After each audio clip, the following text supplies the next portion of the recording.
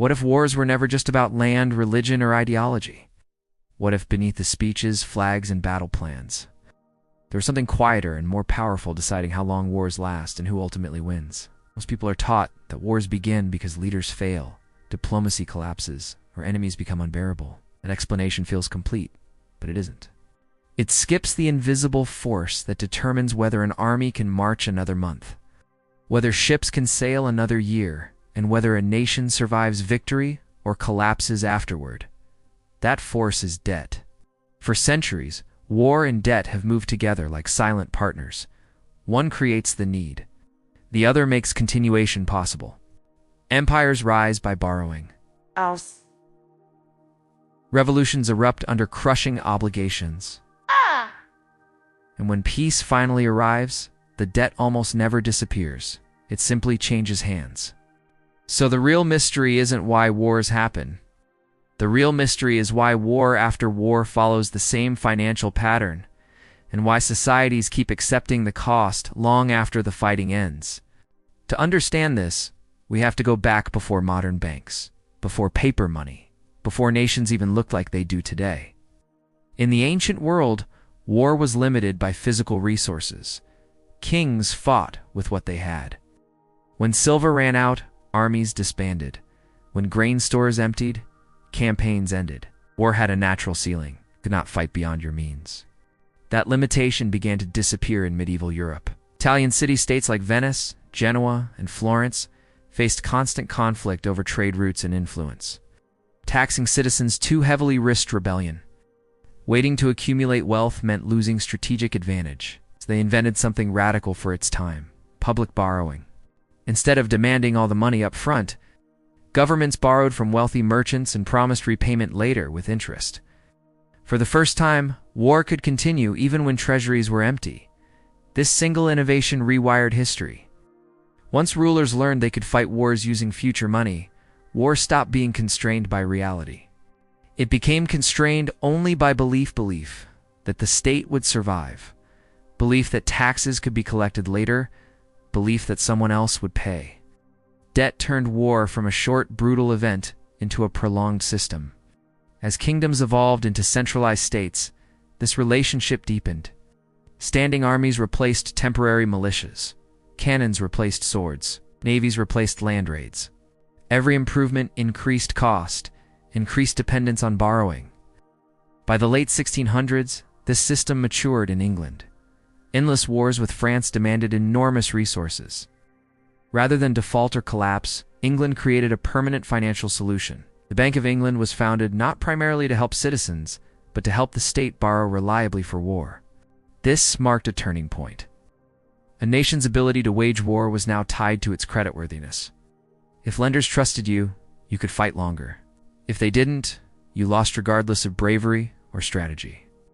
Debt became a weapon as powerful as any army, but debt has a breaking point.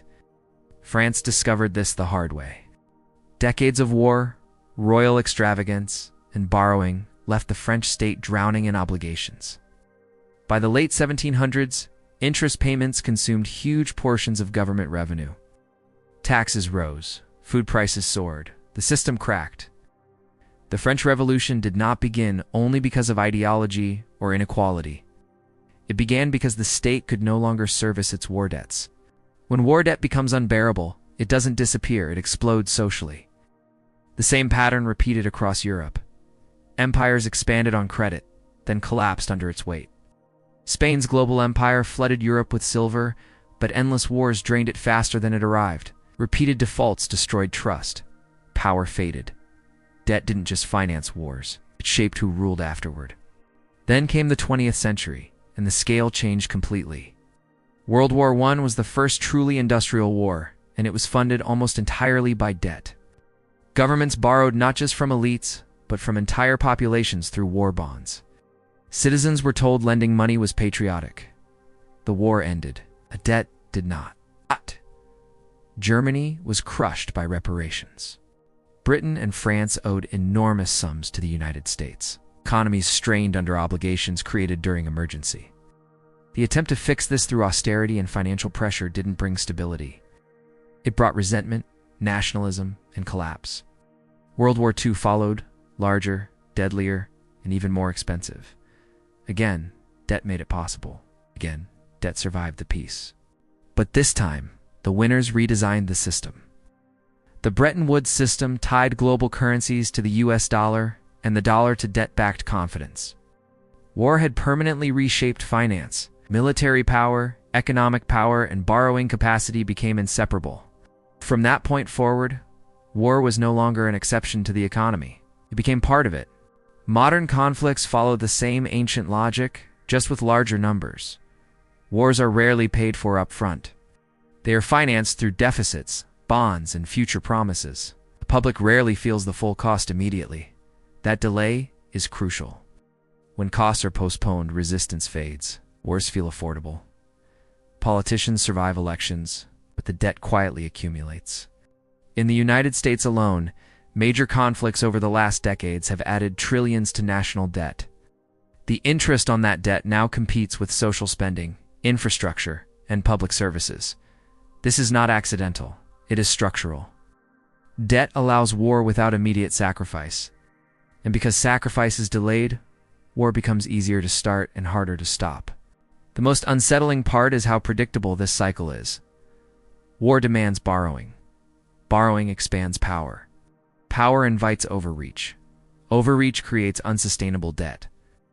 Debt triggers crisis.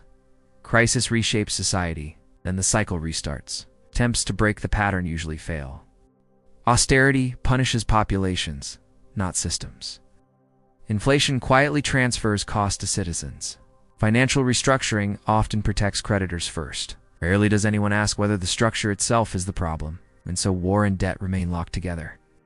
Today, military budgets are justified as security necessities.